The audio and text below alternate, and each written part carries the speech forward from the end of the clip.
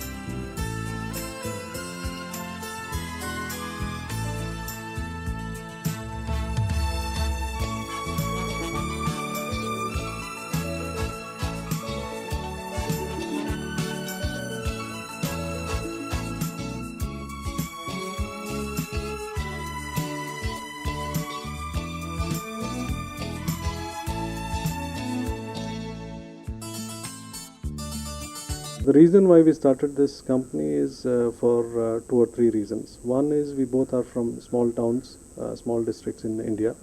We grew up there, we went to school there. Our parents still live in these small towns. Second is both of us have medical background, so we knew that there is a huge gap in the healthcare delivery aspects in the small towns. The third is we also feel that in today's time and age, there is a business opportunity to develop a network of hospitals in these areas providing good quality healthcare services. A combination of these factors sort of triggered the idea. Obviously, along the way, we refined the model. We came across many other challenges that we didn't anticipate, sort of figured out how to overcome them or ignore them or bypass them. And along the way also developed a model that we think is a fairly robust model which can be scaled across India. I think when we started, I don't know if we had the idea of what Vatsalya is today, but we had an idea that we have to build a business which is socially relevant, financially sustainable, and related to healthcare, plus it should be in small towns. So this was the broad idea. Always clear that there is need for good hospitals in these small towns, and even today, as in, I think it is relevant whether you want to do a market survey or no market survey. Healthcare is still, driven by supply.